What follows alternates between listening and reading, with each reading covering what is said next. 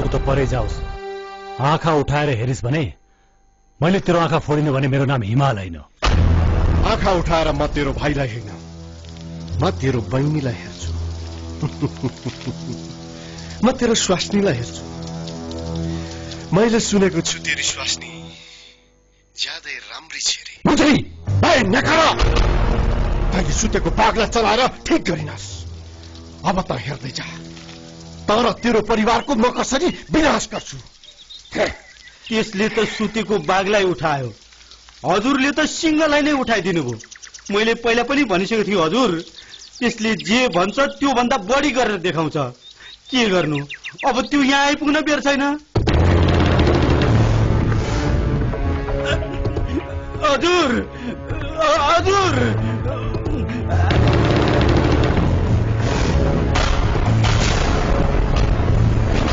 मलाई थाहा थियो तँलाई कालले यति चाँडै निम्त्याइसकेछ।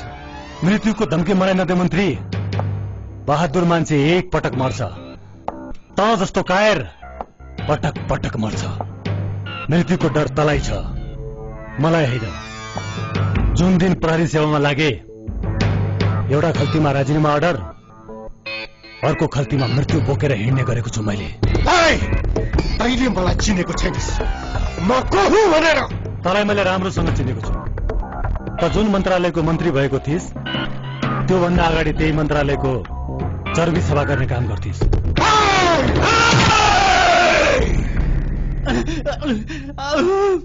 तँलाई म आज तेरो काम र औकात सम्झाउँछु। म कसैलाई सित्तैमा काम लगाउँदिन। यो सब राम्ररी सफा गर।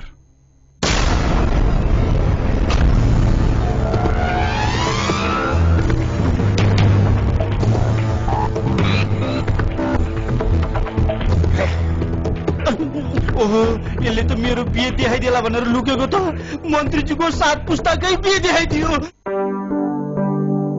बुवा, हेर्नुस् त मैले हजुरको लागि के ल्याइदिएको छु। के ल्याइस्? यो हजुरको प्रेसर नाप्ने मसिन, अनि यो हजुरको दबाई। 3 महिनासम्म पुग्ने ल्याइदिएको छु। मैले आफ्नै कमाइले ल्याएको हो बुवा। म सधैँ हजुरलाई प्रेसर चेक गराउन लग्न सक्दिनँ, त्यसैले यो मसिन र दबाई आफै ल्याइदिएँ।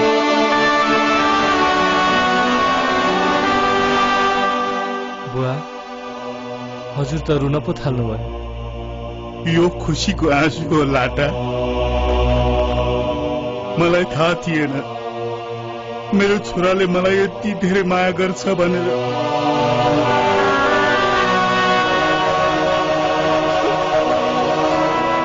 कहाँ पो रुन थालिस् त?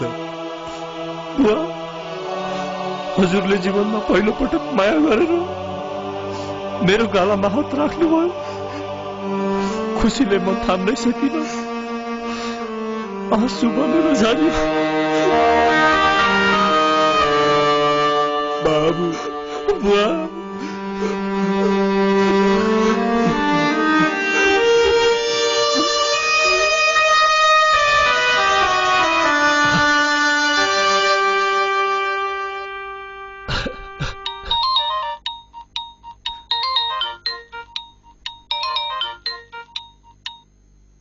हेलो, जय नेपाल साहब, माइकल थानाबाट भाग्यो। हामी उसको पछि लागेका छौं। अब त्यसलाई नसमात, सिधै गोली हान्दे। म थानामा आउँदैछु।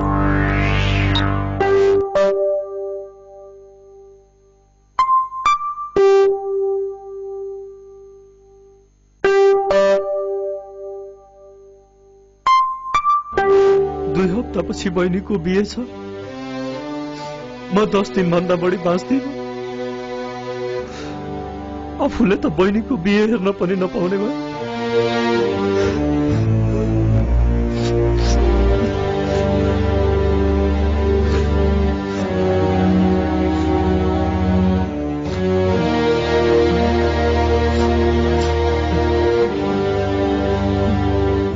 मलाई माफ गरिदेऊ भगवान। मैले आजसम्म कहिले तिमीलाई भगवान मानेर तिम्रो अगाडि आएर झुके। तिमीलाई चढाएको प्रसाद खानु त परै जाओस्, त्यसलाई छुरासम्म पनि छुइन। तिमीले मलाई यो उमेरमा मृत्यु दियौ, तर मैले कहिले तिम्रो अगाडि आएर आँसुसम्म पनि झारिन। भगवान, आज म तिम्रो शरणमा आएको छु। मेरो कारण यो घरमा कहिले खुसी आएन। आज यो घरमा खुसीको दिन आउन लागेको छ, त्यसलाई दुःखमा नबदल्नु। बिन्ती छ भगवान, मलाई बहिनीको बिहेसम्म नमार।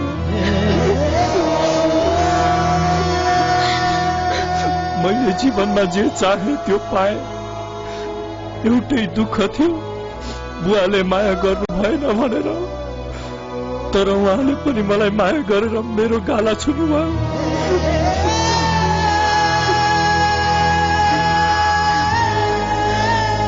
मैले जीवनका सबै खुसीहरू पाए, तर कहिले बुवालाई खुसी दिन सकिन, कहिले खुसी दिन सकिन।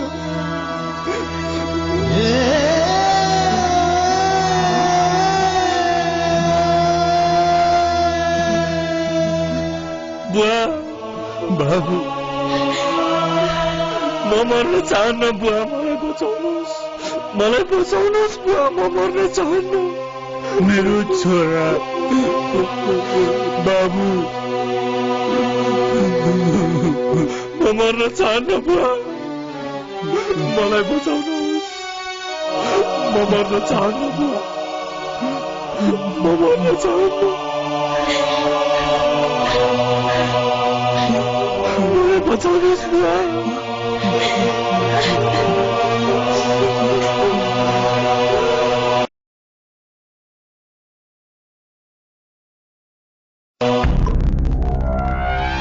के हो डीएसपी, तेरो फोन एकदमै व्यस्त थियो नि।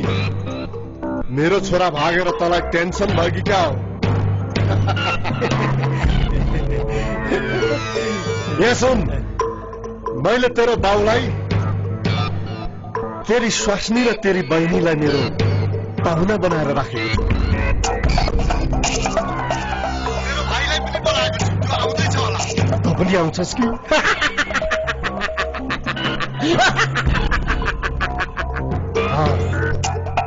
हाँस मन्त्री, मन लागुन्जेल हाँस।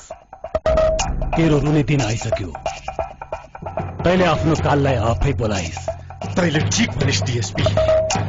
मैले आज काललाई बोलाएको छु, तर मेरो होइन, तेरो र तेरो परिवारको। मान्छेको नसिब न्यायाधीश त फैसला गर्ने मान्छे। आज आफ्नो जिन्दगीको आफै फैसला गर। भन, त कसरी मर्न चाहन्छस्? झुन्डिएर कि गोली खाएर?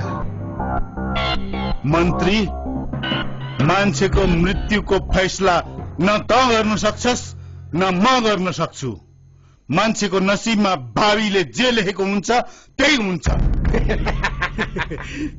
न्यायाधीश, आज तेरो भावी म, तेरो भगवान पनि म हुँ। आज तेरो नसिब म लेख्छु।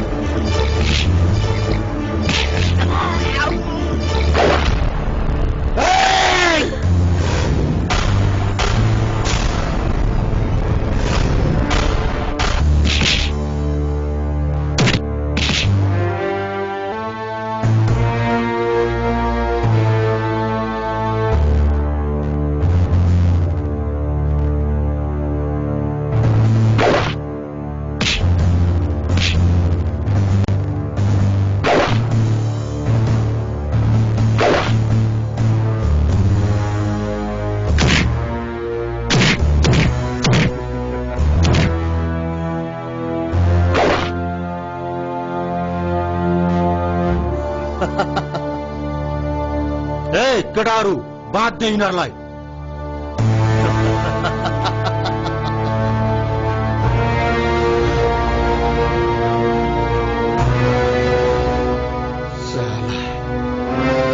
काली बहादुर माथि हात हाल्ने